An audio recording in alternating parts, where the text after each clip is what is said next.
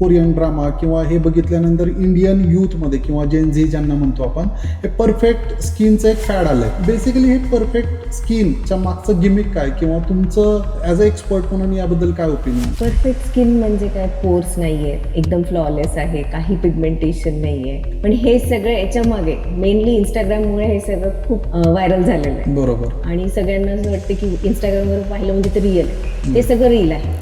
खूप दिवसांनी भेटत असेल तर म्हणजे तुझी स्किन चमकतीये, छान दिसते. ग्लो करते, हे शब्द वापरले जातात. हेल्दी दिसते असं कोणी म्हणत नाही. तुम्ही याबद्दल काय सांगाल? महागडे ब्रँड्स वर्सेस लोकल प्रोडक्ट, त्यापेक्षा मी सांगेन की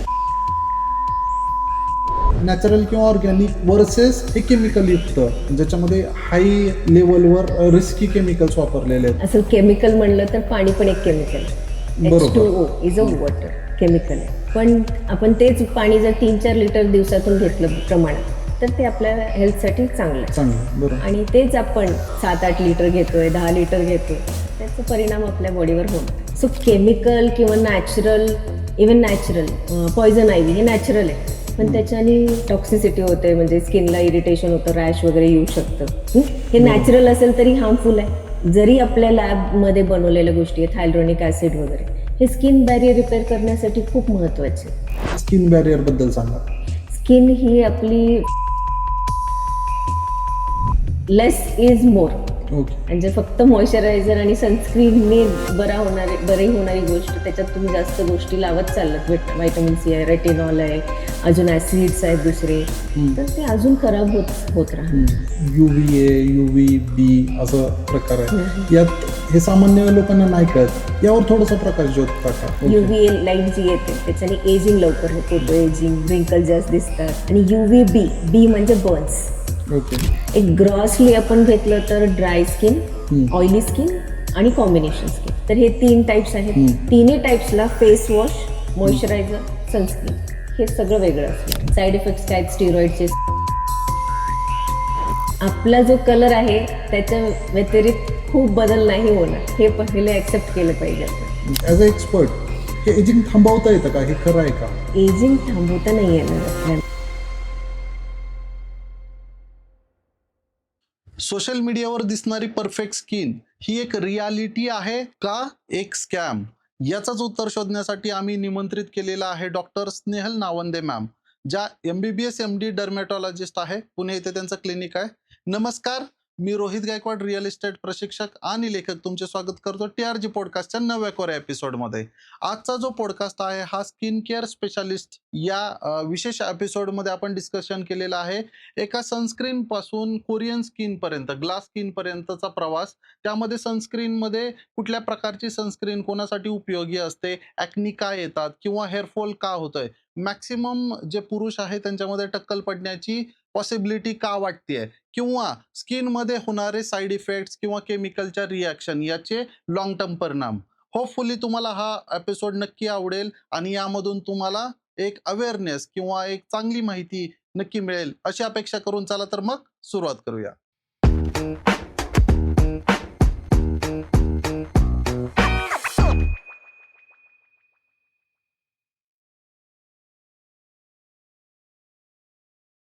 मॅम, तुमचे पुन्हा एकदा स्वागत. आमच्या प्रेक्षकांना तुमची थोडक्यात ओळख करून द्या.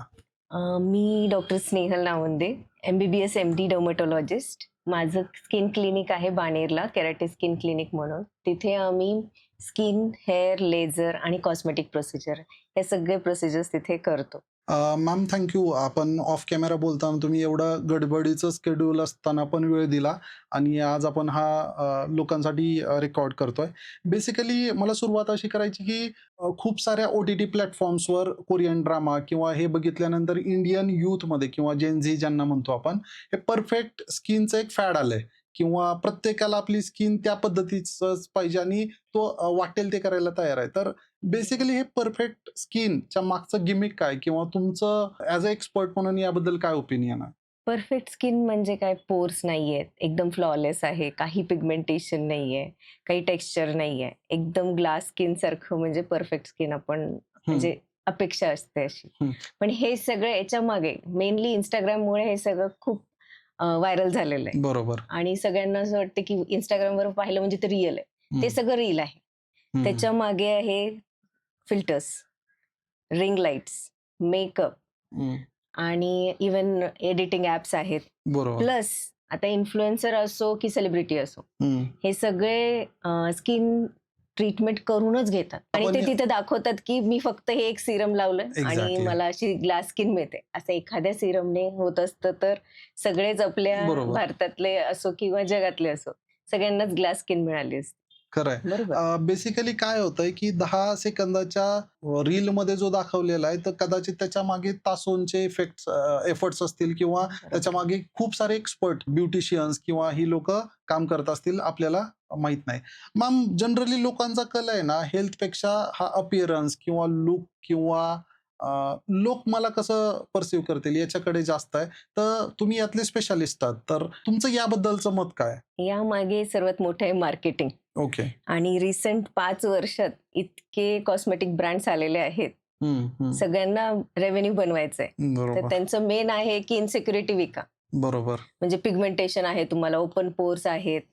मग ते अपीअरन्स ह्या गोष्टी आहेत ना सगळे. बरोबर. Open pores, pigmentation, under eyes, dark circles किंवा अजून acne Hair. Marks, hair loss आहे. मग हे सगळं इन्सिक्युरिटी तयार करणार, फिअर तयार करणार. मग त्याच्यानंतर त्याला होप देणार आणि सोल्युशन देणार की एक एखादं सिरम लावा आणि तुमचं आणि ग्लो दिसतो.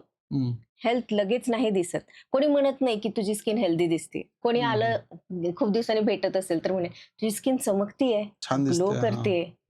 हे शब्द वापरले जातात. हेल्दी दिसते असं कोणी म्हणत नाही. म्हणत नाही जनरल. क्लिअर दिसतीये, बरोबर. बरोबर असं बोललं जातं. पण हायड्रेटेड आहे आणि व्यवस्थित इव्हननेस आहे त्याच्यामध्ये.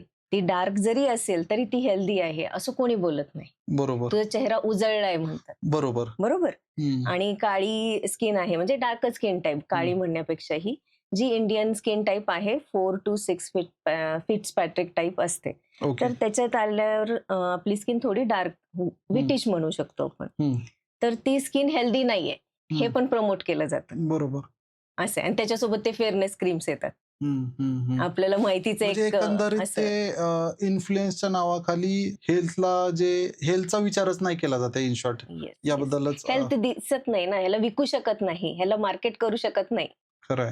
ग्लोला मार्केट करू शकतो. इंस्टाग्रामवरचा ग्लो आणि एक सायकोलॉजिकल इफेक्ट पण असतो, त्याला हॅलो इफेक्ट म्हणतात. म्हणजे सुंदर दिसणाऱ्या लोकांना जास्त अपॉर्च्युनिटी मिळतात, राईट. चांगल्या दिसणाऱ्या लोकांना अपॉर्च्युनिटी मिळतात, हायर पे मिळतो.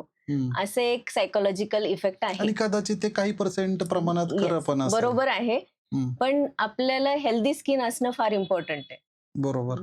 आणि आपल्याला नॅचरली जे स्किन कलर भेटलेला आहे तेच राहणार आहे. फार काही बदल नाही होणार. आपल्याला clear healthy skin, hydrated skin असणं, व्यवस्थित स्किन बॅरियर असणं हे महत्वाचं आहे. रादर दॅन की तो खूपच ग्लो केला पाहिजे, तो गोराच दिसला पाहिजे, तिच्या स्किनवरती एकही पोर दिसत नाही, पण तिने काय काय केलंय, काय ट्रीटमेंट्स केलेत हे आपल्याला माहिती नाही. फॉर एक्झाम्पल जे इंस्टाग्रामवर दिसतं, इन्फ्लुएन्सर असतील, सेलिब्रिटी असतील वगैरे. मॅम, आता आपण पुण्यात हा पॉडकास्ट रेकॉर्ड करतोय. पुण्यात आहे ना तुळशीबाग म्हणून एक एरिया आहे जो महिलांचा खूप फेमस आहे. म्हणजे लोअर मिडल क्लास किंवा अपर मिडल क्लास असतील तर ते तिथे शॉपिंग करतात. आता माझं ऑब्झर्वेशन काय आहे की तिथं जो स्वस्त विकला जातो एक लोकल प्रोडक्ट असेल, तो कोणी बनवला त्याबद्दल कोणाला काही घेणं देणं नाही. जे स्वस्त मिळतं किंवा बार्गेनिंग मध्ये जी पॉवर वापरली जाते, जे मिळालं त्यात हॅप्पी आणि ते अगणित प्रमाणात वापरलं जातं. म्हणजे ज्या आठवड्यात तो ब्रँड विकत घेतलाय पुढच्या आठवड्यात कदाचित दुसरा, तिसरा. आणि जे आपण सो कॉल्ड इंटरनॅशनल ब्रँड्स म्हणतो किंवा आपण ज्यांच्याबद्दल महागडे ब्रँड्स म्हणूया, सोप्या भाषेत कॅटेगरी नाही करूया, की एखादी प्रीमियम ब्रँड्स असतील जी गोष्ट तुळशीबागेत 150 रुपयाला आहे ती कदाचित 1,500, 15,000, 20,000 ला पण मिळू शकते. आता ऍज अ डर्मेटॉलॉजिस्ट आणि त्यातला एक्सपर्ट तुम्ही याबद्दल काय सांगाल? महागडे ब्रँड्स वर्सेस लोकल प्रोडक्ट. त्यापेक्षा मी सांगेन की इन्ग्रेडियंट्स आणि कंटेंट पाहायला पाहिजे. आणि महागडे प्रोडक्ट्स खूपच महागडे आहेत, ते काम करतील नाही करतील असं नाहीये, किंवा लोकल ब्रँड आहे त्याच्यातले पण इन्ग्रेडियंट्स बरोबर नाहीयेत असं नाहीये.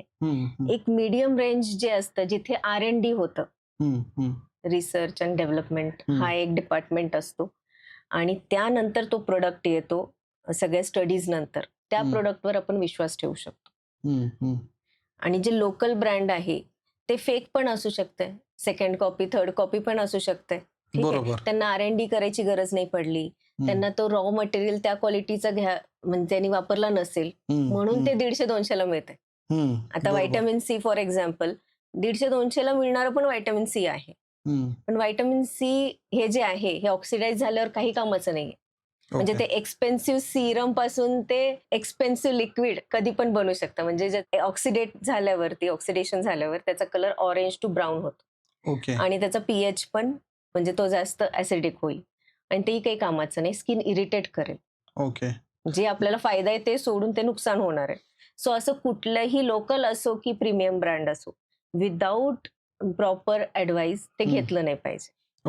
समजा याच्यामध्येच मी पुढे बोलतो की आता तुम्ही कंपोजिशन सांगताय, याबद्दल फारसं लोकांना अवेअरनेस नसतो किंवा टेक्निकली त्यांना माहित नसतं की किती असलं पाहिजे तर मग सेफ आहे, नसलं तर काय, किंवा कॉम्प्लेक्शन्स काय होऊ शकतात, पॉसिबिलिटी काय. त्यांच्या दृष्टीने ढोबळमानाने अरे यांनी कोणीतरी वापरलेलं आहे, त्यांना काही झालं नाही तर मला काही होणार नाही, हा एक ढोबळ समज असतो. तर बेसिकली हाच पुढचा प्रश्न आहे की नॅचरल किंवा ऑर्गॅनिक वर्सेस हे केमिकल युक्त, ज्याच्यामध्ये हाय लेवलवर रिस्की केमिकल्स वापरलेले आहेत, पण वरून तो फरक नाही दिसणार नेकेड आईने किंवा साध्या व्यक्तीला, जी गृहिणी वापरते तिला नाही कळत आहे. तर याबद्दल तुमचं मत काय? आपण असं केमिकल म्हणलं तर पाणी पण एक केमिकल आहे. H2O is a water chemical आहे. पण आपण तेच पाणी जर 3-4 लिटर दिवसातून घेतलं प्रमाणात तर ते आपल्या हेल्थसाठी चांगलं आहे. बरोबर. आणि तेच आपण 7-8 लिटर घेतोय, 10 लिटर घेतोय, त्याचा परिणाम आपल्या बॉडीवर होणार आहे. सो केमिकल किंवा नॅचरल पॉइझन आयव्ही हे नॅचरल आहे, पण त्याच्यानी टॉक्सिसिटी होते, म्हणजे स्किनला इरिटेशन होतं, रॅश वगैरे येऊ शकतं. हे नॅचरल असेल तरी हार्मफुल आहे. आणि जरी आपल्या लॅबमध्ये बनवलेल्या गोष्टी आहेत, हायल्युरॉनिक ऍसिड वगैरे, हे स्किन बॅरियर रिपेअर करण्यासाठी खूप महत्वाचे आणि खूप चांगलं काम करतात ते. पण त्याला लावण्याचं प्रकार म्हणजे त्याला बरोबर गायडन्स पाहिजे. फक्त हायल्युरॉनिक ऍसिड लावून माझं स्किन बॅरियर नीट होईल का नाही. हायल्युरॉनिक ऍसिड हे एक थोड्याशा वेट स्किनवर लावलं तर त्याचा परिणाम जास्त चांगला. त्याच्यानंतर व्यवस्थित थिक मॉइश्चरायझर वापरले पाहिजेत, सिरामाइड युक्त वगैरे. म्हणजे प्रत्येक गोष्टीला आपण राईट ऑर रॉंग नाही तोलू शकत. ते प्रॉपर त्याला ऍडवाइस पाहिजे, प्रॉपर नॉलेज ज्यांच्याकडे आहे. म्हणजे आता स्किन केअर बद्दल जर तुम्हाला विचारायचं असेल तर डेफिनेटली डर्मॅटॉलॉजिस्ट आणि प्लास्टिक सर्जन. पार्लरवाल्यांना विचारून नाही, डेफिनेटली नाही. खरंय. मॅम, आता उल्लेख केला तुम्ही स्किन बॅरियर, नक्की हा काय प्रकार आहे आणि त्याच्याबद्दल लोक जागरूक नाहीयेत, म्हणजे ते अप्लाय करताना फार विचार नाही करत. स्किन बॅरियर बद्दल सांगा. स्किन ही आपली फॉर एक्झाम्पल एक अॅनॉलॉजी देते, जसं ब्रिक अँड मॉर्टर म्हणतो, म्हणजे सिमेंट आणि विटांचं. असं सेल्स हे विटा आहेत, त्याच्यामध्ये फॅटी ऍसिड्स असतात, कोलेस्ट्रॉल असतं, असं सगळं मध्ये मॉर्टर म्हणजे तसं. हे स्किन बॅरियर व्यवस्थित असेल तर त्याच्या मधलं हायड्रेशन बाहेर जाणार नाही, व्यवस्थित हायड्रेटेड राहील स्किन. आणि बाहेरचे जे पॅथोजन्स आहेत, ॲलर्जन्स आहेत, पॅथोजन्स म्हणजे बॅक्टेरिया आहे, फंगल्स आहे वगैरे, हे आतमध्ये नाही जाणार आणि आपली स्किन प्रोटेक्टेड असते.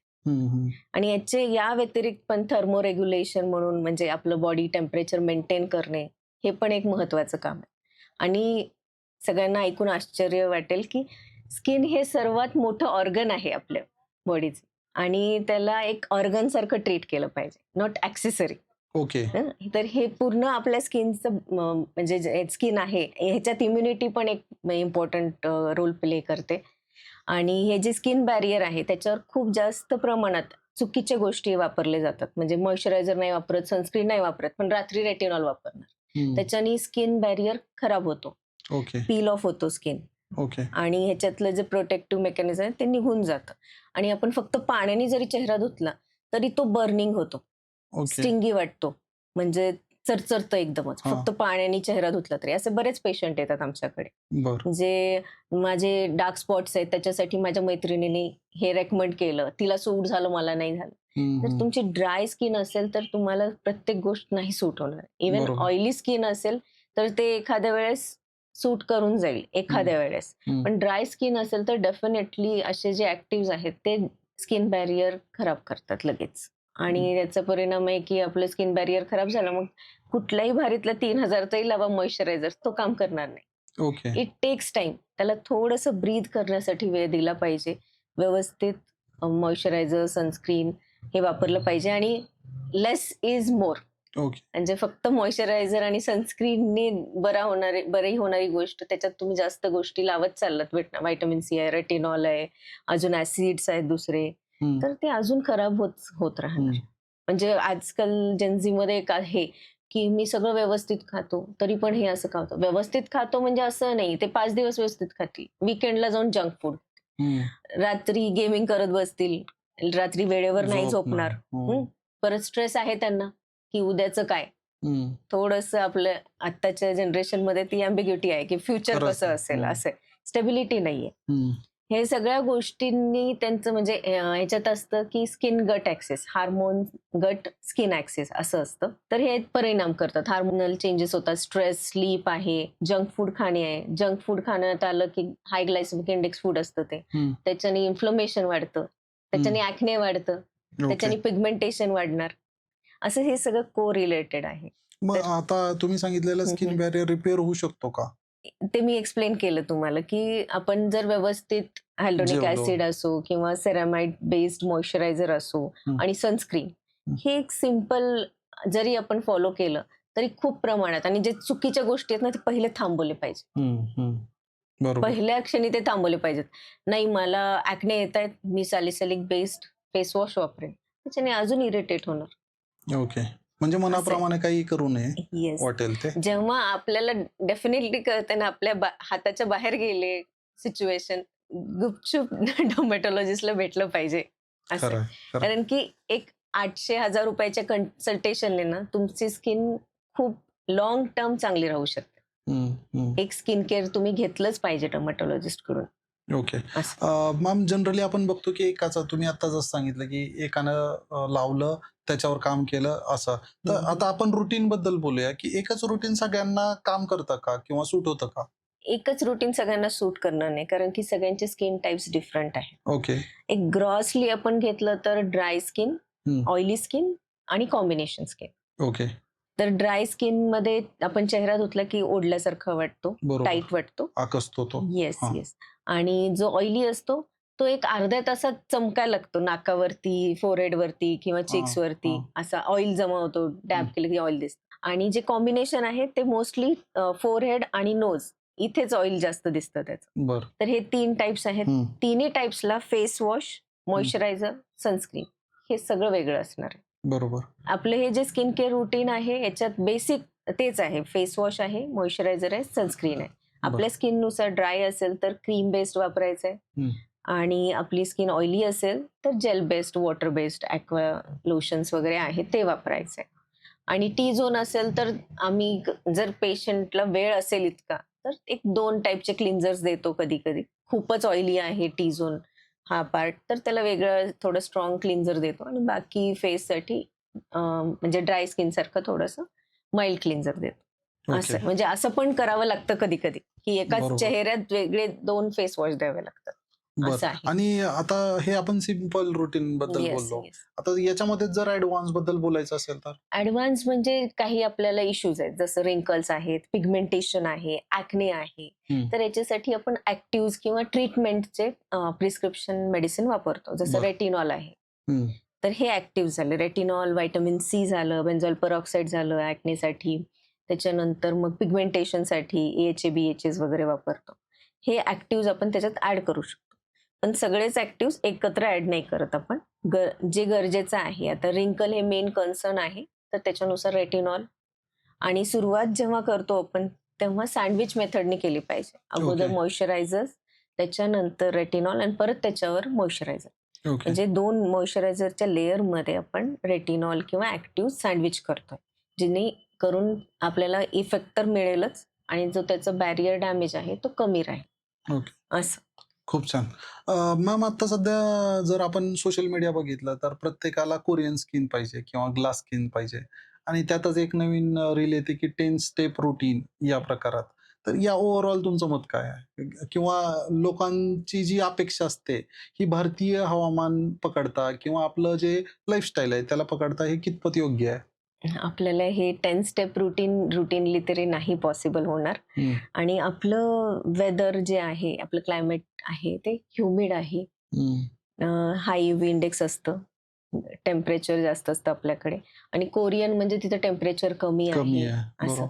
आणि ते वॉटर बेस्ड वापरतात, जरी ते लेअर करत असतील तरी ते वॉटर बेस्ड. आणि जेनेटिक्स इज मेन थिंग. आपल्या आणि त्याच्या जेनेटिक्समध्ये खूप फरक आहे. बरोबर. आपल्या इथे एन्व्हायरमेंटल पोल्युशन एवढं आहे, तर ते तिथलं रुटीन आपल्याला नाही जमणार आहे, पहिली गोष्ट. कोरियन लोकांची रुटीन फॉलो करून आपल्याला कोरियन स्किन नाही मिळणार किंवा ग्लास स्किन नाही मिळणार. पण त्याच्यातल्या काही चांगल्या गोष्टी आहेत, जसं डबल क्लिन्झिंग आहे. म्हणजे जे लोक मेकअप करतात किंवा सनस्क्रीन, इव्हन सनस्क्रीन पण वॉटरप्रूफ सनस्क्रीन वगैरे असेल तरी पण त्याला डबल क्लीन्स केलं पाहिजे, 2 वेळा क्लीन केलं पाहिजे. म्हणजे एकदमच स्ट्रॉंग क्लिन्झर्स नाही, फेस वॉशने एकदा क्लिन्झर, माइल्ड क्लिन्झर आणि मग एक फेस वॉश असं सॅलिसिलिक बेस्ड वगैरे आपण वापरू शकतो स्किन सेन्सिटिव्हिटीनुसार. असं 2दा क्लीन्स करून मग त्याला मॉइश्चराईज करणे, 1 नाही 2 मॉइश्चरायझर लावणे आणि मग सनस्क्रीन लावणे, असं एक रुटीन. म्हणजे हे आपण लेअरिंग करू शकतो. त्यात ह्या चांगल्या गोष्टी आहेत कोरियन रुटीनमध्ये, जे आपण घेतले पाहिजे आणि आपण ते फॉलो करू शकतो. आपल्या वेदर क्लायमेटनुसार आपण फॉलो केलं पाहिजे आणि आपल्या रुटीनला जे जमतंय ते केलं पाहिजे. आपण सगळं करतोय, रात्री रेटिनॉल लावतोय, व्हिटॅमिन सी लावतोय आणि सगळं काय काय काय काय करतोय आणि सकाळी सनस्क्रीनच लावत नाही, मग सगळं पाण्यात गेलं. आपण उलट स्किन डॅमेज करणार. ओके. असं आहे. तर सिंपल स्किन केअर रुटीन पहिलं असलं पाहिजे आणि त्यानंतर आपण ॲडव्हान्स स्किन केअर रुटीनकडे जाऊ शकतो. With expert opinion. Yes, definitely. Advance तर विथ एक्सपर्ट ओपिनियनच आहे. मी तर सांगते की बेसिक स्किन केअर रुटीन पण तुमच्या स्किन टाईपनुसार, इव्हन सीझननुसार बदलतो. बरोबर. विंटर्समध्ये अजून स्किन ड्राय होते, तर तिथं स्किन केअर रुटीन वेगळा असतो. बरोबर. जरी तुमची ऑइली स्किन असेल तर ती नॉर्मल बनते विंटर्समध्ये, तर तिथे स्किन केअर रुटीन जो समर्सचा आहे तो नाही फॉलो करू शकत आपण. ओके. जनरली आता तुम्ही बोलताना मगाशी उल्लेख केला की रेटिनॉल वापरतात संध्याकाळी झोपताना किंवा व्हिटॅमिन सीचा पण आपण लोकल वर्सेस किंवा ऑक्सिडाइज झालेलं बघितलं. तर मल्टिपल ऍक्टिव्ह वापरताना लोक नेमक्या काय चुका करतायत आता सध्या, किंवा तुमच्याकडे आलेले पेशंट त्याबद्दल फीडबॅक काय? लवकर ग्लो पाहिजे, शॉर्टकट. लवकर. Yes, shortcut. Best answer, shortcut पाहिजे त्यांना. तर त्यांना रेटिनॉल पण लावायचंय. मला रिंकल्स नाही आले पाहिजे. म्हणजे 30ला आपल्याला विजिबल होतात रिंकल्स, फाईन लाईन्स विजिबल होतातच. तर त्यांना रेटिनॉल त्याच दिवशी लावायचंय, म्हणजे त्याच रात्रीत. तिथे व्हिटॅमिन सी सकाळी लावलेलं असतं. व्हिटॅमिन सी सकाळी आणि सनस्क्रीन लावलेलं असतं. रात्री रेटिनॉल लावण्यात येतो. परत मला स्पॉट्स पण आहेत, त्याच्यासाठी क्रीम लावण्यात येते आणि त्याच्यावरच लेयर अजून पिंपल असेल तर त्याच्यासाठी पिंपल पॅच लावतात किंवा अजून काहीतरी. तर एकदाच हे इतकं पर्जिंग होतं ना, स्किन बॅरियर डॅमेज होऊन ते काहीच एक्सेप्ट करायला तयार होत नाही, असं आहे. तर हे इतके ऍक्टिव्ह आपण नाहीच वापरले पाहिजेत. आणि सुरुवात करताना पण रेटिनॉल ट्वाइस अ वीक असं काही सुरुवात करतो, कमी कॉन्सन्ट्रेशननी, किंवा काही वेगळे फॉर्म्युलेशन्स आहेत जे लेस इरिटंट असतात, तसं फॉर्म्युलेशन आम्ही स्टार्ट करतो. पण 3-4 गोष्टी आणि ते इन्फ्लुएन्सरला पाहून राईट. सुरू करणं एकदम चुकीचं. तुम्ही डॉक्टरांकडे गेलात तर तुम्हाला राईट टेक्निक सांगतील, जरी आणि तुम्हाला ते तुमची गरज प्रोसेस पण असेल तर. सांगतील. येस. आणि काही झालं, ड्रायनेस, इरिटेशन काय झालं तर काय करायचं हे पण तुम्हाला सांगण्यात येईल. बरोबर. लगेच तुमचा चेहरा झोंबणार नाही चुकीचे रुटीन फॉलो केल्यामुळे, किंवा भरपूर सारे ऍक्टिव्ह एकेच दिवशी लावले. सकाळी व्हिटॅमिन सी, नायसिनामाइड लावले आणि रात्री रेटिनॉल आणि Vitamins. ग्लायकोलिक ऍसिड वगैरे असं काही ऍक्टिव्ह लावले. हे असं जर एकत्र केलं तर डेफिनेटली कोणाची ऑइली स्किन पण रिॲक्ट करते याचं, ओके. आणि मग ती सेन्सिटिव्ह होते. आता आपण जेनझी बद्दल बोलतोय, तर जनरली तक्रारी अशा असतात की ॲक्नी आलंय किंवा सेन्सिटिव्ह आहे स्किन, किंवा लहान वयातच मुली ऍक्टिव्ह वापरतायत आणि मग थोडंसं साईड इफेक्ट किंवा असं बघायला मिळतात. त्याबद्दल सांगा थोडक्यात. Wait. If you are investor or industrialist looking for clear title agriculture or industrial plot across Pune, Mumbai and Konkan region, then do contact us for verified legally clear land parcels. हमेशा याद रखिए, land is limited. अगर आपने नहीं खरीदा तो वो किसी और की अमानत होगी. अगर आपको अपनी लैंड बेचनी है या खरीदनी है तो डिस्क्रिप्शन बॉक्स एंड कमेंट में लिंक दी है, उस पर क्लिक कीजिए, फॉर्म सबमिट कीजिए, हमारी टीम आपको कांटेक्ट करेगी. Thank you. टीनेजर्सनी ऍक्टिव्ह असं वापरण्याची तर गरज नाही, अनलेस इंडिकेटेड. म्हणजे आता इंडिकेटेड म्हणजे एखादा डार्क स्पॉट झालाय पिंपलचा, त्याच्यासाठी डॉक्टरनी म्हणजे डर्मॅटॉलॉजिस्टनी प्रिस्क्राईब केलंय, तेवढा पुरतं ते वापरणं ठीक आहे. पण त्या व्यतिरिक्त आत्ताच मी रेटिनॉल वापरेन, आत्ताच व्हिटॅमिन सी वापरेन, म्हणजे गरज नसताना ही गोष्ट न केलेलीच बरी. तसंही स्किन रिन्युअल जे टाइम आहे तो कमी असतो हम्म. टीनेजर्समध्ये. आणि जसं आपण एज करत जातो तसा तो वाढत जातो. युजली 28 to 30 डेजचा सायकल असतं ते. रिन्यू होत असते आपली स्किन नॅचरली. ओके. तर हे टीनेजर्समध्ये फास्टच आहे. आपलं रिन्युअल फास्ट करायची काहीच गरज नाहीये. मेन आहे डॅमेज प्रिव्हेन्शन, जे की सिम्पल स्किन केअर रुटीनमध्ये येईल. हम्म. जसं की फेस वॉश, स्किनला जे स्पेसिफिक आहे ते फेस वॉश, मॉइश्चरायझर, सनस्क्रीन असं. स्पोर्ट्सला जाणार असतील तर बरोबर. फिजिकल हा, सनस्क्रीन प्रोफाईल वापरणे. प्रमाणे. येस, तसं स्विमिंगला जात असतील तर त्याच्यानुसार सनस्क्रीन वापरणे. हे ज्या त्या ह्याच्यात फक्त सिम्पल स्किन केअर रुटीन लागणार आहे. काही ऍक्टिव्हची तशी गरज नाही. आणि जर गरज असेल तर ते इंडिकेटेड पाहिजे की ॲक्नेसाठी दिलंय किंवा पिगमेंटेशनसाठी दिलंय. रेटिनॉल तर रिंकलसाठी रेटिनॉल देतो आपण, ते तर नाही. ओके. आता तुम्ही सनस्क्रीनचा उल्लेख केला मॅम, त्याच्यात पण UVA, UVB असा प्रकार आहे. यात हे सामान्य लोकांना नाही कळत. ते काय म्हणतील, अरे सनस्क्रीन दे. तो विचारेल कुठलं, काय, कितीपर्यंत पाहिजे वगैरे, आणि ते जे मिळतात ते घेता. यावर थोडासा प्रकाश शोधता का, की एक्झॅक्टली यातला डिफरन्स काय आहे आणि कोणासाठी काय उपयोगाचं? UVA ये म्हणजे एजिंग. ओके. UVA लाईट जी येते त्याच्याने एजिंग लवकर होतं. फोटो एजिंग, रिंकल जास्त दिसतात आणि प्लस स्किन कॅन्सरचा तर आहेच त्याच्यामुळे.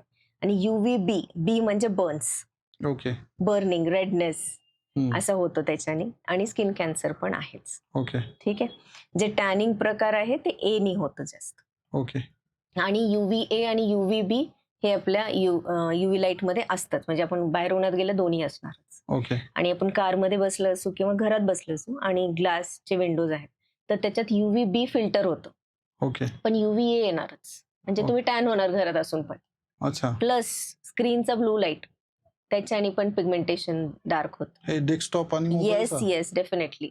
आणि ज्यांचं स्क्रीन टाइम जास्त आहे त्यांना मी सांगतो की ब्लू लाईट फिल्टर लावा त्या स्क्रीनवरती, लॅपटॉपवर. अच्छा. आणि जे काही वांग मेलाझ्मा म्हणतो आम्ही, फिमेल्समध्ये हो, कॉमनली ते दिसतं. दिसतं. हा, तर ते जे आहे ते इव्हन आपल्या कुकिंग गॅसचं रेडिएशन, जे हीटचं रेडिएशन त्याच्याने पण जास्त होतं. ओके. सो इनडोअर आणि आउटडोअर दोन्हीकडे आपल्या सनस्क्रीन लावायचं. रिस्कच आहे. ठीक आहे, ही रिस्क आहेच आपल्या पिगमेंटेशनची, तर दोन्हीकडे आपल्याला सनस्क्रीन लावायचं आहे. It's best anti ageing cream, best affordable anti ageing cream. म्हणजे रेटिनॉल नाही लावलं तरी चालेल, पण सनस्क्रीन लावलंच पाहिजे. ओके. असं आहे. आणि याच्यात UVA आणि UVB हे दोन्हीही कव्हर होण्यासाठी आपल्याला SPF 30 मिनिमम आणि 50 मॅक्सिमम. 50 हे आउटडोअर असतील तर हे असलं पाहिजे. आणि त्याच्यात PA+++ किंवा 4+ असं दोन्ही पण इंडायसेस पाहिजेत त्याच्यामध्ये. हे लागणार डेफिनेटली, तरच आपली सनस्क्रीन चांगली. आणि आता एक नवीन आले हायब्रिड सनस्क्रीन, जे की फोटो स्टेबल फिल्टर्स असतात. म्हणजे उन्हात गेल्यावरती ह्याच्यामधले जे फिल्टर्स आहेत UVA आणि UVB, काही अनस्टेबल फिल्टर्स पण आहेत, पण ते स्टेबलाइज करण्यासाठी आता नवीन हायब्रिड सनस्क्रीन म्हणून येत आहेत. तर आपण त्याच्याकडे लक्ष देणार. म्हणजे त्या गोष्टी आहेत SPF 30 और 50, PA++ किंवा 4+. बाहेर जाणार असो तर आपण हायर साईड वापरणार आहे. ओके. हे 2 गोष्टी आपण सनस्क्रीन मध्ये नक्की बघणार आहे. आणि बेसिक जर ह्या दोन्ही गोष्टी कळत नाहीत तर आपल्याला फिजिकल सनस्क्रीन वापरणं गरजेचं आहे. फिजिकल म्हणजे zinc oxide, titanium oxide, iron oxide असलेले सनस्क्रीन. ओके. हे एक फिजिकल बॅरियर क्रिएट करतात आणि बेस्ट सनस्क्रीन असतात. किड्समध्ये पण सेफ आहे, प्रेग्नन्सीमध्ये सेफ आहे, तर हे वापरू शकतो पण त्या सिच्युएशन्समध्ये. अशा काही चुका आहेत का की सनस्क्रीन वापरताना मग ते चुकीच्या पद्धतीने वापरल्यामुळे त्याचा काही उपयोगच झाला नाही त्या व्यक्तीला? आपण जर इव्हन SPF 100 जरी वापरला, आता लावलं, 2 फिंगर रूल असतो. म्हणजे ह्या 2 फिंगर्स वरती बसेल इतकं सनस्क्रीन आपण फेस आणि नेक कव्हर करतो असं. तर एवढा सनस्क्रीन आपण वापरत नसू, तो 100चा 10 SPFच वर्क करणार. मग आपल्याला टॅनिंग पण होणार, डेफिनेटली खूप जास्त टॅनिंग होणार. म्हणजे वाचवण्याच्या किंवा कंजूस व्यक्ती, म्हणजे चुटकी भर हमने इस्तेमाल किया तो कोई काम का नाही, काहीच उपयोग नाहीये त्याचा, असं आहे. आणि त्याला रिअप्लिकेशन पण गरजेचं आहे. जेव्हा आपण बाहेर जातो तेव्हा एव्हरी 2 to 3 hours रिअप्लिकेशन पाहिजे. जर आपल्याला घाम आला, आपण पुसलं, परत सनस्क्रीन लावलंच पाहिजे 2 तास नाही झाले तरी पण. किंवा स्विमिंगला गेलोय आपण, बाहेर आल्यावरती परत मॉइश्चराईज करून सनस्क्रीन लावलंच पाहिजे. ओके. आणि आउटडोअर असताना 50 SPFच पाहिजे. आपल्या UV इंडेक्सनुसार तरी आता. ओके. आणि फक्त म्हणजे आता कसं आहे, आपण बाहेर निघताना सनस्क्रीन लावायचा असा विचार करतो. कॅब बरोबर. आलेली असते हम्म. आणि चला चला लगेच घाईत आपण लिफ्टमध्ये सनस्क्रीन लावतो आणि किती 5 मिनिटात लगेच उन्हात जातो, म्हणजे जे काही हम्म. आहे. तर तसं लावून जमणार नाही. हम्म. 15 ते 20 मिनिट अगोदर सनस्क्रीन लागली पाहिजे. आणि मग कारण की बाहेर. त्याच्यामधला जो केमिकल सनस्क्रीनचा कंपोनंट आहे तो ऍक्टिव्ह होण्यासाठी आपल्याला 15 ते 20 मिनिटं लागतात. फिजिकल सनस्क्रीन डिरेक्टली म्हणजे त्याला काही On ऍक्टिव्हेशन go. टाइम नाहीये. पण हे दोन्ही कॉम्बिनेशन मध्येच आपण वापरतो, ते बेस्ट असतं. ओके. येस. आता आपण सनस्क्रीन बद्दल बोललो मॅम, तसंच माझं एक फेअरनेस क्रीम बद्दल आहे. एका रात्रीत विश्वसुंदरी बना वगैरे अशा जाहिराती आपण बघतो बऱ्याच वेळेस. तर याबद्दल थोडक्यात सांगा. आपला जो कलर आहे त्याच्या व्यतिरिक्त खूप बदल नाही होणार, हे पहिले ऍक्सेप्ट केलं पाहिजे आपण. पण ठीक आहे. लोकांना ती क्रेज आहे आता की मी नाही. स्टार्टिंगला पण सांगितलं की काळी स्किन हेल्दी नाहीये, हे जास्त प्रमोट केलं जातं किंवा आपल्याला ऑपॉर्च्युनिटीज कमी मिळतील असं, बरोबर. तर कुठल्याही ट्रीटमेंट्स, फेअरनेस क्रीम असो काही असो, इंजेक्शन आहे ते. इंजेक्शन, ग्लुटाथायन इंजेक्शन पण आहे. पहिले आपण क्रीम्स वरती येऊयात. तर त्याच्यात हायड्रोकिनोन आणि स्टिरॉइड बर. हे क्रीम्स मध्ये फार म्हणजे प्रिय आहेत, जे की OTC मिळतात. फार्मासिस्ट कडे गेलं की आम्हाला फेअरनेस क्रीम दे सहज म्हणल्यावर ते देतात. पण त्याचे साईड इफेक्ट्स आम्ही पाहायला असतो की त्याचे साईड इफेक्ट झाल्यावर काय करणार. बरोबर. साईड इफेक्ट्स काय, स्टिरॉइडचे स्किन थिनिंग होते, स्किन सेन्सिटिव्ह होते, उन्हात गेले की लगेच लाल होते, स्किन पील ऑफ होते, ऍक्ने यायला लागतात, पस भरलेले पुरळ येतात, बर. ब्लड वेसल्स थिनिंग मुळे वरती दिसायला लागतात आणि हे परमनंट डॅमेज आहेत. ओके. ओके, असे फेअरनेस क्रीम्स असे. आणि एका रात्रीतून कोणीच फेअर नाही होणार. हे टेम्पररी इफेक्ट देऊ शकतो आपण, की कोणाला एक शेड इम्प्रूव्ह करून देऊ शकतो. पण त्याच्यासाठी एक क्रीम नाही काम करणार. क्रीम्स आहेत, ग्लुटाथायनचे गोळ्या आहेत किंवा ग्लुटाथायन, IV ग्लुटाथायन आहे.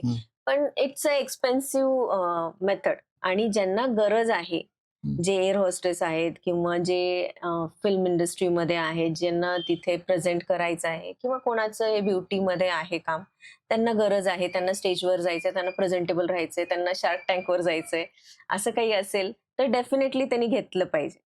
ओके. त्यांना जर ते कॉन्फिडन्स बूस्टिंग वाटत असेल ना, ते घेऊ शकतात. सेफ आहे, पण सर्टिफाईड MBBS MD डर्मॅटॉलॉजिस्ट किंवा DDVL किंवा DDV असं ज्यांची डिग्री आहे MBBS सोबत, असं डॉक्टर कडूनच घेतलं पाहिजे ते. उगीच कुठलं तरी सोशल मीडिया बघून. हा, सोशल मीडियामध्ये ते पार्टी IV बूस्टर्स आणि त्याचं पण खूप म्हणजे व्हायरल झालेलं ते पण. बर. हे सगळे इन क्लिनिक हॉस्पिटल प्रोसिजर्स आहेत. अनाफिलॅक्सिस म्हणून रिॲक्शन होऊ शकते. ते टॅकल करण्यासाठी तुम्हाला हॉस्पिटलच पाहिजे, इमर्जन्सी डिपार्टमेंटलाच जायला पाहिजे. बरोबर. असं आहे. ते कुठेही टॅकल नाही करू शकत आपण असं. तर बरोबर व्यक्ती म्हणजे बरोबर डॉक्टर कडूनच ते आपल्याला ट्रीटमेंट घेतले पाहिजेत विथ ऍडवाइस. आणि तुमची हेल्थ त्याला म्हणजे सगळे काही पॅरामीटर्स नॉर्मल पाहिजेत तरच आपण त्यासाठी जातो. ते पैसे कमवण्यासाठी काही लोकांचं गिमिक आहे की तुम्ही हे IV ग्लुटाथायन घ्या आणि गोरे व्हा. इव्हन काही मला याच्यात याच्याशीच पण प्रमोट रिलेटेड केलं जातं. विचारायचं की याच्या जमान्यात आता फेक इन्फ्लुएन्सर्स आहेत. आता पूर्वी तर ठीक होतं, रिअल इन्फ्लुएन्सर्स 1-2 वेळेस लावायचे पण आता व्हिडिओ एडिटिंग मध्ये एवढी टेक्नॉलॉजी पुढे गेलेली आहे की ते दाखवतात आणि इकडे ब्लाइंडली ते फॉलो होतं. तर हे कितपत आपण विश्वास ठेवू शकतो, कारण आपल्याला माहित नाहीये समोरचा इन्फ्लुएन्सर खरंच ते वापरतोय, त्याला ते मॅच होत आहे.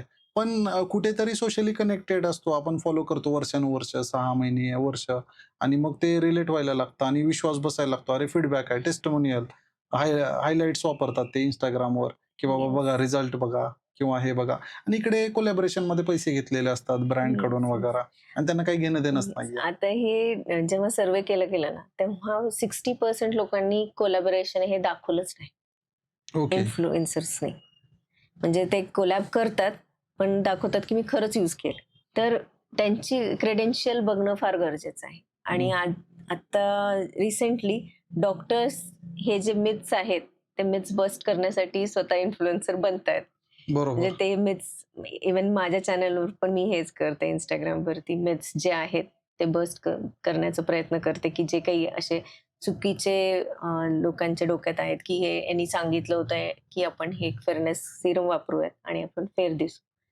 तर हे सगळे मिथ्स बस्ट करण्यासाठी त्यांचे क्रेडेन्शियल चेक केले पाहिजे. ते हम्म. खरंच त्यांची डिग्री काय. हम्म, आजकाल MBA वाले पण स्किन केअर सांगतात बरोबर असे. आणि रिसर्च करण्यासाठी आपल्याकडे भरपूर काही आहे आता. बरोबर. असं नाही की आपण ब्लाइंडली ट्रस्ट केलं पाहिजे या गोष्टींना.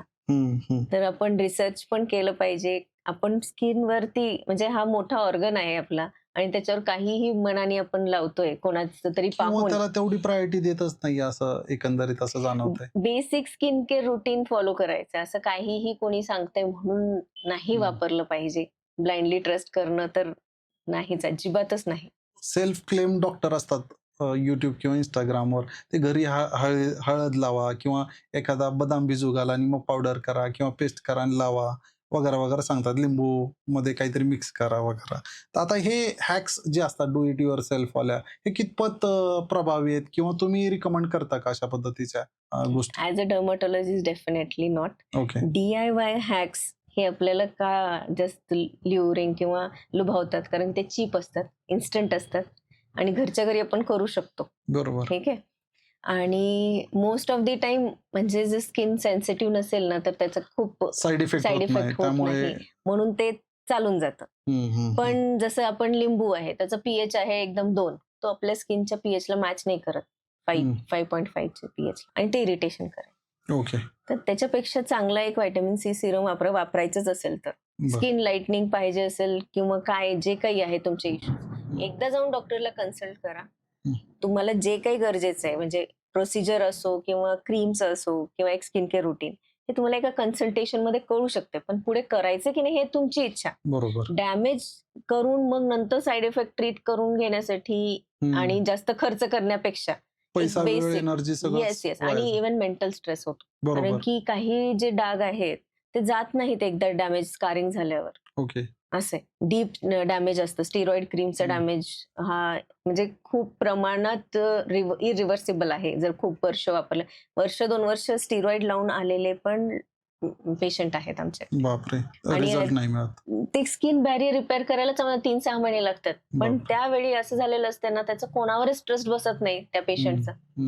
असे म्हणजे जे डॉक्टर क्वालिफाईड नाहीयेत, जे त्यांनी trial एस्थेटिशियन error म्हणतात केलेलं. किंवा असं कुठला तरी 4 आठवड्यांचा कोर्स केलेला असतो आणि म्हणतात मी कॉस्मेटॉलॉजिस्ट आहे. अशा लोकांकडे त्यांनी पैसा घातलेला असतो, वेळ घातलेला असतो आणि ट्रस्ट पण गमावलेला असतो. आणि जेव्हा ते राईट प्लेसवर येतात, आता ह्या डॉक्टरकडेच होणार आहे, कोणीतरी सांगितलेलं असतं तू जा. मग त्याच्यानंतर त्यांना पैसा अजिबात द्यायचा नसतो, वेळ नसतं द्यायचं आणि ट्रस्ट तर अजिबातच नसतो. ओके. आणि मग आम्हाला फार अवघड पडते ह्याच्यात अशा की पद्धतीचं. ऍटलिस्ट आम्हाला वेळ तरी लागतो. जरी तुम्हाला प्रोसिजर करायचे नसतील, काही नसतील, पण क्रीम्स आणि ह्याच्यानी व्यवस्थित करण्यासाठी वेळ फार इम्पॉर्टंट आहे. यालाच पकडून आहे मॅम की फेस योगा किंवा टूल्स सांगतात आणि मग त्याच्यानं तुम्ही वय दिसणार नाही किंवा तुमची स्किन एकदम परफेक्ट कंडिशनला जाईल असं क्लेम केलं जातं. याबद्दल काय मत आहे आपलं? It's a biggest myth. हे फक्त मार्केटिंग आहे ओके. की बॉडी योगा सोबत फेस योगा पण विकला जातो आणि त्याच्यासोबत ग्वाशाज किंवा जेड रोलर्स येतात ते. तर याच्यानी फक्त लिम्फॅटिक ड्रेनेज होतं, जेणे की आपला जो पफिनेस आहे ना तो कमी दिसतो. वॉटर रिटेन्शन आहे ना, तो ड्रेन झाल्यावरती व्यवस्थित चेहरा दिसतो पफिनेस. बरं. त्याच्यानी चेहरा स्लिम होत नाही, कुठले मसल्स बनत नाहीत किंवा खरंच स्लिमनेस नाही येत चेहऱ्यात. एकदम असा ओव्हल शेप येत नाही चेहऱ्याला. फेस योगाने मसल्स थोडे रिलॅक्स वगैरे होऊ शकतात, पण त्याच्याने रिंकल्स नाही जाणार, कोलॅजन नाही बनणार, तुम्ही यंग नाही दिसणार. ओके. असं ते सगळं थोडं टेम्पररी आहे. थोड्या वेळेसाठी तुम्हाला वाटेल better, but it's not the treatment किंवा त्याच्यानी 100% रिझल्ट आहेत असं नाही. ओके. आपण ऑफ कॅमेरा विटामिनचा ओव्हरडोस याबद्दल बोलत होतो आणि माझ्यासाठी पण ते शॉकिंग होतं की त्याचे साईड इफेक्ट होतात. म्हणजे लोक तर त्याला खूप पॉझिटिव्हली घेतात आणि जनरली 10 पैकी 7-8 घरांमध्ये B12 किंवा B13 किंवा आपले व्हिटॅमिन डीच्या सप्लिमेंट्स असतातच असतात आणि ते बिनधास्त 1-2 थोडासा विकनेस आला तर अजून जास्त मनाला वाटेल तसं किंवा सो कॉल्ड जे काही जिथे कुठे चालू असेल त्यांनी सांगितलेल्या डोसपेक्षा एक्स्ट्रा घेतात. आता तुम्ही म्हणताय की त्याचे साईड इफेक्ट एकदा प्रेक्षकांना पण सांगा की एक्झॅक्टली ते कसं काम करतं बेसिकली आणि काय त्यांना पश्चाताप होऊ शकेल. व्हिटॅमिन बी आणि सी हे वॉटर सॉल्युबल आहेत. म्हणजे बरोबर. जरी आपण इन जास्त केस घेतले. एक्सेस घेतलं तरी ते वॉटर सॉल्युबल असल्यामुळे आपल्या बॉडीतून निघून जाऊ शकतं. बरोबर. पण तरीही त्याचा अतिरेक करणं बरोबर नाही. हम्म. इंडियन डाएट हे मेनली व्हेजिटेरियन आहे, तर B12 हे कमी असतंच. बरोबर. ठीक आहे. तर B12 घेण्यात असं काही जास्त हानिकारक नाहीये, पण त्याचे लेवल्स खूप कमी असतील तर डेफिनेटली आपल्या हार्ट पासून, नर्व्स पासून आपल्या हिमोग्लोबिन पर्यंत सगळ्यावर इफेक्ट होणार आहे. आणि जे ADEK आहेत व्हिटॅमिन्स ते फॅट सोल्युबल आहेत. जर एक्सेस घेतले ते आपल्या बॉडीमध्ये स्टोअर होतात. ओके. व्हिटॅमिन ए जर एक्सेस घेतला तर आपली स्किन ड्राय होणे, स्किन पील होणे, हेअर लॉस होणे टेम्पररी, ह्या सगळ्या गोष्टी होऊ शकतात. व्हिटॅमिन डी चे पण टॉक्सिसिटी आहे. दर 2-3 महिन्याला मनाने मी हे घेत असतो असे म्हणणारे बरेच पेशंट येतात आमच्याकडे. बरोबर. आणि मी तेव्हा सांगते की तुम्ही आता घेत असाल तर 1 महिना थांबा आणि रिपोर्ट्स करा. जे काही कमी आहे आपण त्याच्यानुसार ट्रीट करू. नसेल तर खूपच चांगलं आहे. आणि डाएटवर लक्ष नाहीये. म्हणजे बरोबर. एक गोळी पॉप केली हे बेटर आहे काही डाएटमध्ये चेंजेस करण्यापेक्षा. आणि जेव्हा ते खूप एक्स्ट्रीम होतं तेव्हा मग त्यांना वाटतं की डाएटनीच झालं पाहिजे. गोळ्यांची गरज नाही. असे पण काही लोक आहेत. नाही मी डाएटमध्ये चेंजेस केलेत, गोळ्या नकोत. पण तिथे आपल्याला ते ऑन दी स्पॉट करेक्ट करणं गरजेचं आहे 1-2 महिन्यात. हिमोग्लोबिन असो, B12 असो, हे सगळं. पायाला मुंग्या येणे, खूप अशक्तपणा वाटणे, पायऱ्या चढले की एकदम थकवा जाणवतो, श्वास चढतो, ह्या सगळ्या गोष्टी आपल्या हार्टवरती प्रेशर येतात. म्हणजे हिमोग्लोबिन कमी म्हणजे आपल्या सेल्सला डबल म्हणजे ऑक्सिजन पाहिजे तर डबल ब्लड पंप करावं लागतं हार्टला. बापरे. असं तर आपण स्ट्रेस देतोय. बरोबर. आणि जे की करेक्टिव्ह आहे. म्हणजे एकंदरीत लोकांची अपेक्षा असते की मी डाएट चेंज केलं तर आठवड्यात मला रिझल्ट दिसला पाहिजे. ते हायली इम्पॉसिबल नॉट आहे. पॉसिबल. हे मेंटेनन्स साठी आपलं डाएट. आपले जे लेवल्स आहेत ते नॉर्मल असताना आपण डाएटनी मेंटेन करतोय.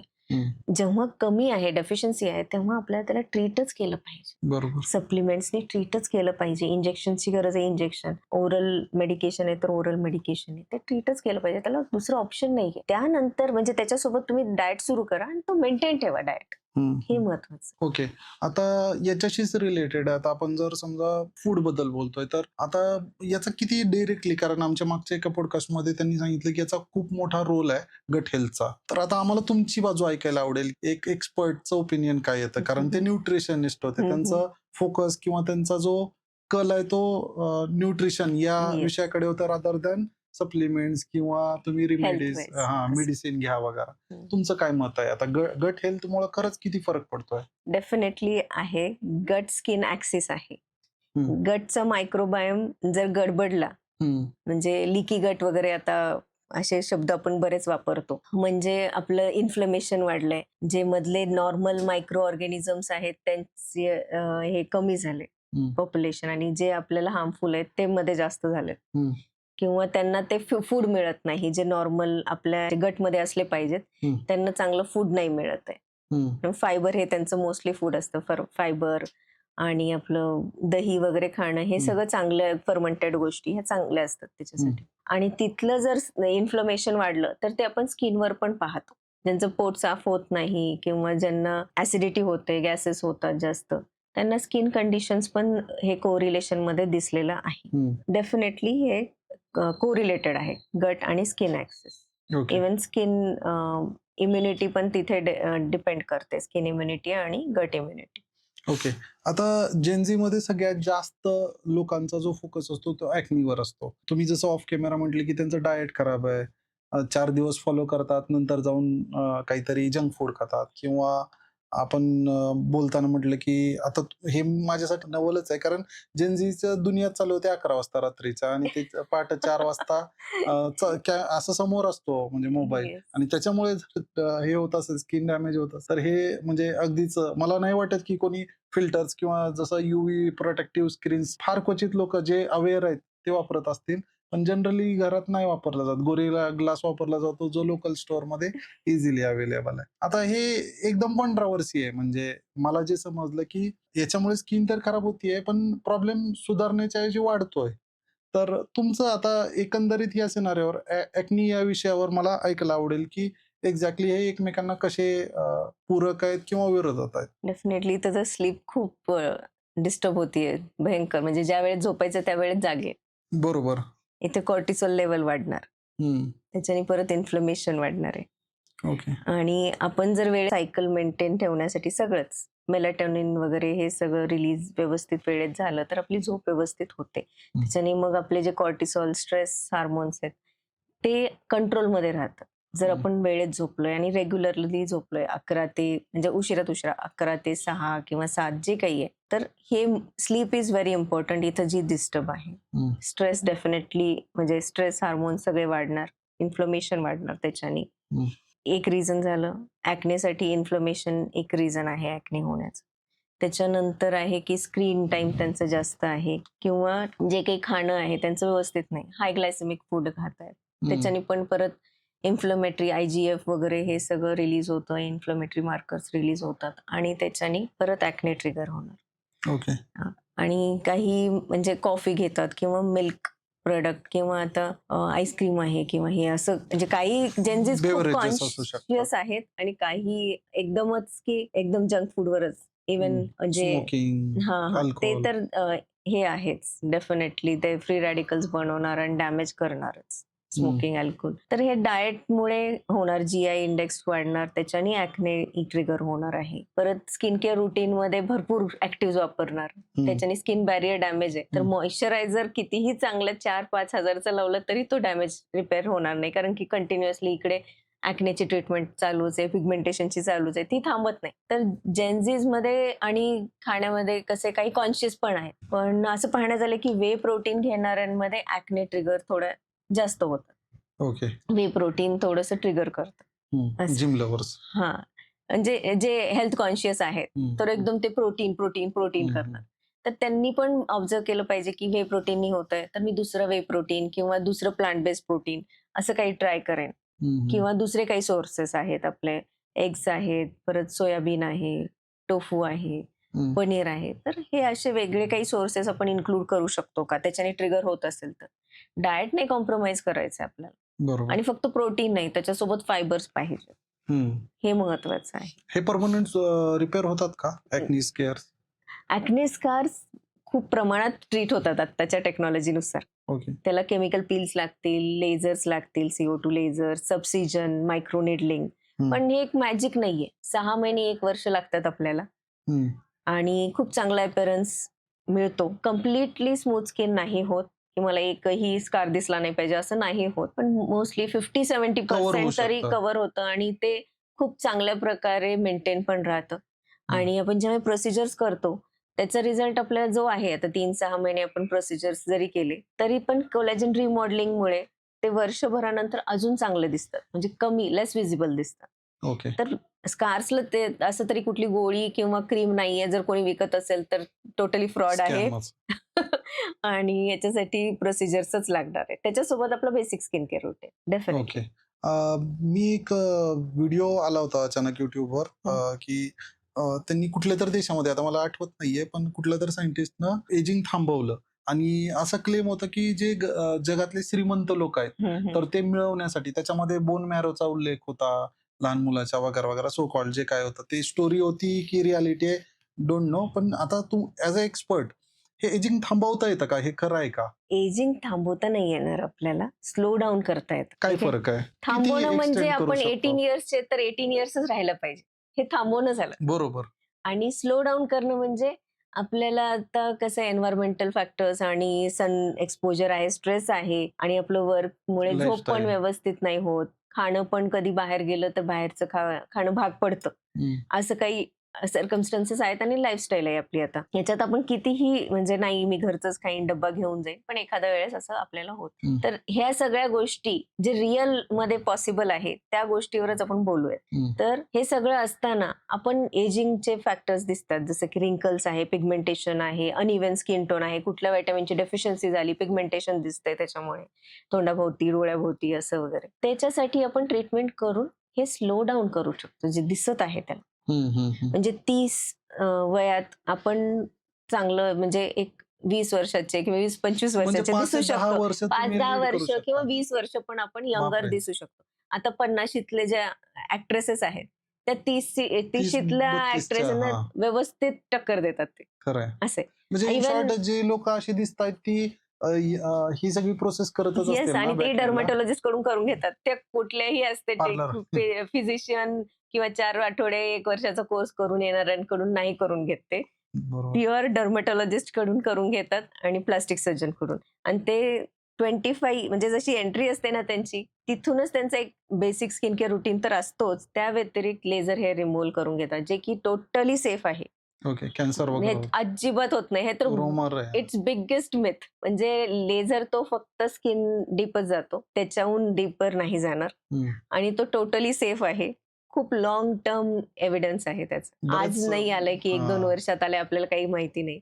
बऱ्याच वर्षापासून आपण ते वापरतो आणि it's a relief for the women. Even main पण वापरतात. बियर्ड शेपिंगसाठी येतात. काही जणांचे कानावर केस असतात. असं चेस्ट बॅकसाठी पण येतात काही जण. तर हे लेझर रिमूव्हल तर टोटली हार्मलेस आहे आणि विमेनसाठी दर महिन्याचं काम कमी होतंय. पार्लरचं येस, डेफिनेटली. खर्च जर आपण केलं लाईफ टाईम आणि ते खर्च, तर ते त्याच्याहून खूपच कमी आहे.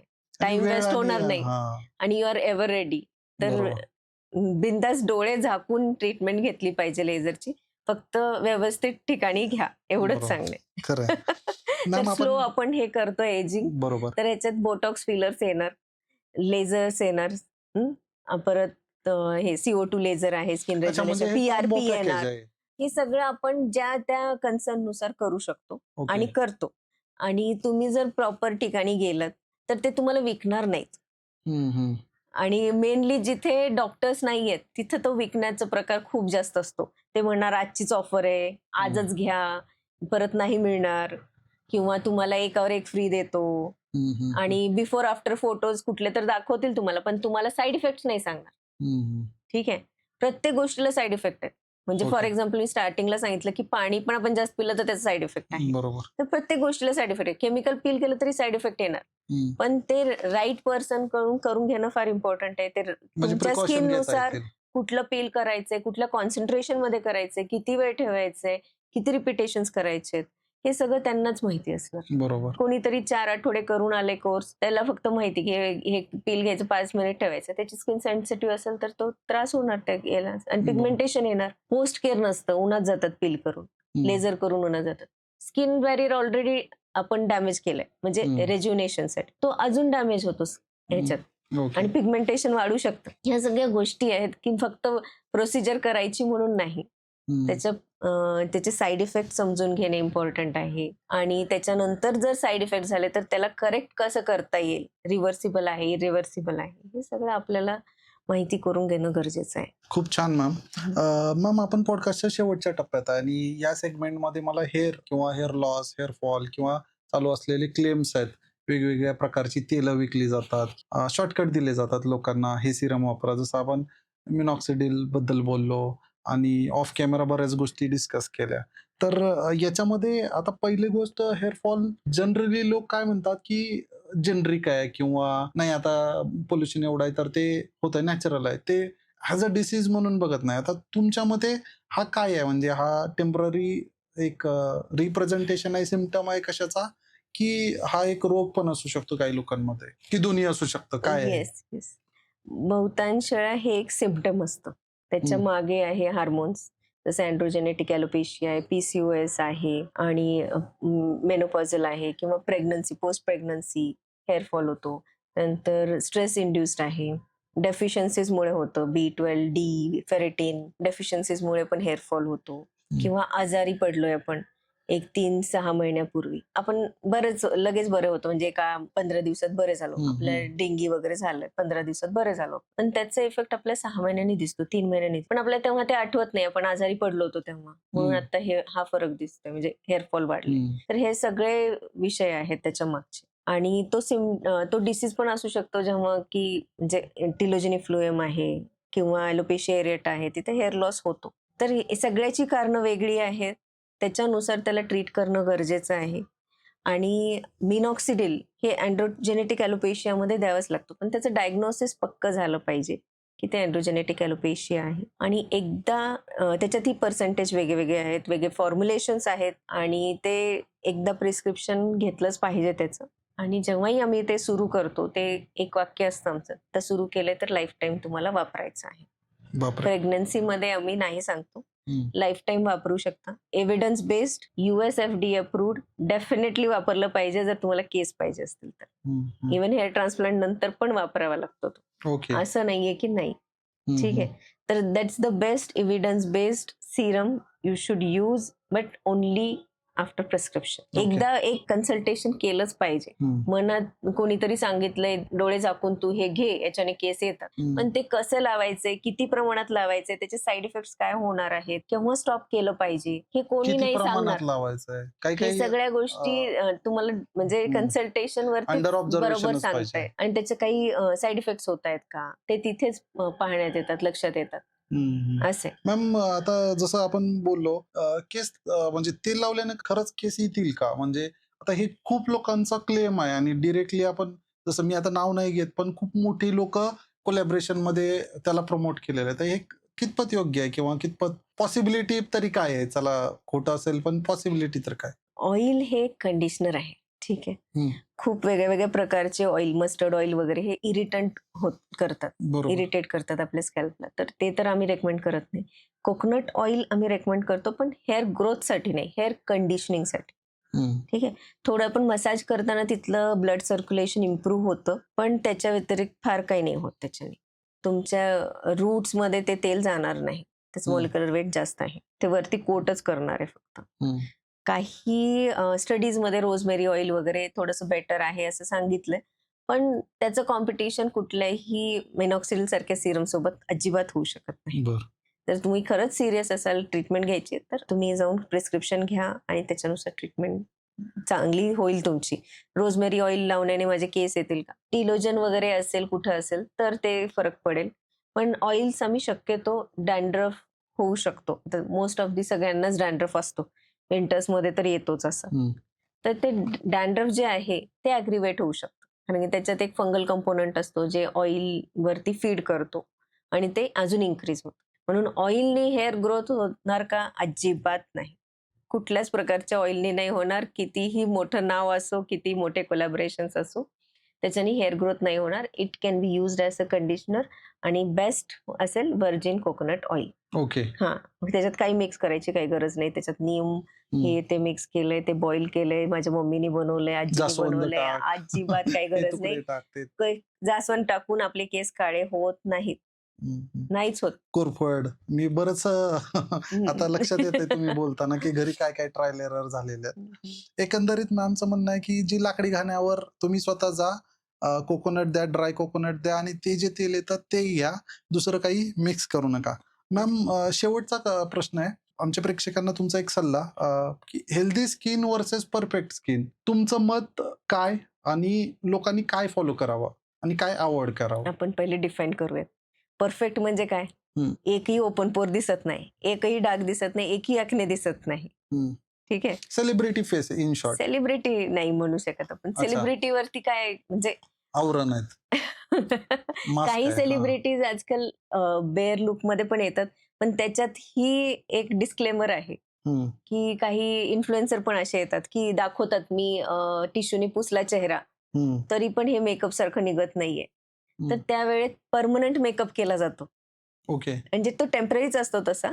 पण एक बीबी ग्लो ट्रीटमेंट म्हणून आहे. बर. तर तो फाउंडेशन आपल्या स्किनमध्ये वरच्या लेअरमध्ये तो टाकला जातो. असे 2-4 सेशन केले जातात. मग ते थोडंसं मेकअप रेडी तुमचं राहतं आणि लिप कलर पण केलं जातं. म्हणजे झोपलात तरी तुमचं लिप टिंटेड असणार. म्हणजे ओके. लिपस्टिक लावल्यासारखं. इव्हन आयब्रोज करून घेतले जातात. तर हे सगळे टेम्पररी मेकअपचे प्रकार आहेत.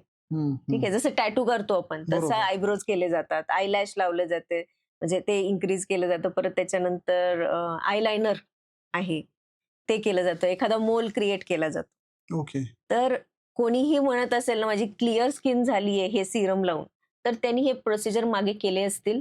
ते असं दाखवतात की मी टिश्यूने पुसलंय तरी पण लगेच. माझा चेहरा एकदम हम्म.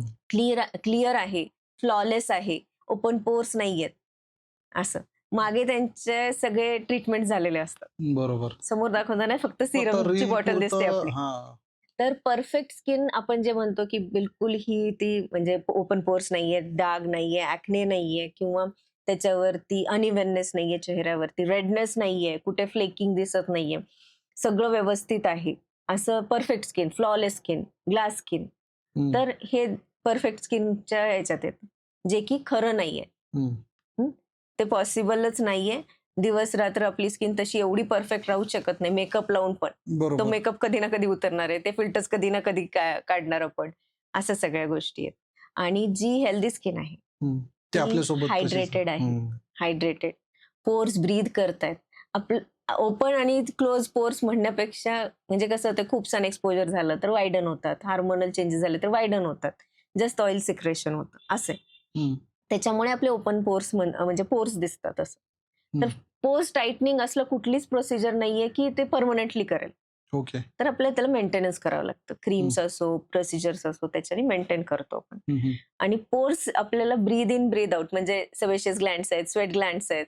गरमी झाली तर स्वेटिंग होते. तर हे थर्मो रेग्युलेशन, आपलं बॉडी टेम्परेचर मेंटेन करण्यासाठी हे पोर्स आहेत. आपण जगतोय, हसतोय, बोलतोय, त्याच्यामुळे आपले रिंकल्स येणार आहेत.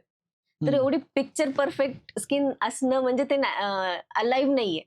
हम्म, जर तुम्ही जगताय ना, तर ह्या सगळ्या इम्परफेक्शन सहितच जगणार. एकही पिंपल येणार नाही असं कसं होईल? बरोबर. म्हणतात इम्पॉसिबलच. म्हणजे चंद्रा आपले हार्मोन्स पण काम करत नाहीत. आपण रात्री लेट झोपलं तरी काही फरक पडत नाहीये. मग आपण रोबोट म्हणू हम्म, शकतो किंवा एआय अवतार म्हणू बरोबर शकतो. बट शकतो. लाईव्ह ह्युमन बीइंग नाही. खरं आहे. असे. म्हटलं जातं की चंद्रावर पण डाग आहे, तर आपल्यात काहीतरी इम्परफेक्ट असेलच. प्रत्येकात काही ना काही असेल. पण जर तुम्ही कम्फर्टेबल असाल किंवा तुम्हाला ते सूट करत असेल, तर हेल्दी स्किन सोबत जाणं कधीही योग्य, instead of trying to be perfect. खूप छान व्हॅल्यू डिलिव्हर्ड केली मॅम. होपफुली तुम्हाला हा पॉडकास्ट आवडला असेल, खूप सारी व्हॅल्यू मिळाली असेल आणि तुमच्या खूप साऱ्या प्रश्नांची उत्तरं डिरेक्टली तुम्हाला मिळाली असतील. मॅमनी कुठलंही संकोच न बाळगता जी काही गोष्टी आहेत ते तुमच्यासमोर मांडल्या. त्या पॉझिटिव्ह, निगेटिव्ह वे सगळ्या दोन्ही गोष्टी सांगितल्या. साइड इफेक्ट्स पण सांगितले. कुठलीही ट्रायल एरर घरी करण्यापेक्षा मला असं वाटतं की तुम्ही एक एक्सपर्ट ओपिनियन, एक कन्सल्टेशन जरूर घ्या. मॅमचं क्लिनिक बाणेर, पुणे या विभागामध्ये आहे. पुण्यामध्ये ते लोकेटेड आहेत. तर त्याचा ॲड्रेस आम्ही डिस्क्रिप्शन बॉक्समध्ये देतो. अपॉइंटमेंटसाठी तुम्ही त्यांना WhatsApp वगैरे करू शकता. पत्ता दिलेलाच असेल. तुमच्या काही प्रतिक्रिया असतील तर कमेंटमध्ये लिहा. ते जर व्यवस्थित आला, तुमच्याकडून प्रतिसाद चांगला मिळाला, तर आपण पुन्हा एकदा मॅडमला विनंती करू, पार्ट 2 सहित एका वेगळ्या विषयावर. आज रजा घेतो. Thank you ma'am. Thank you.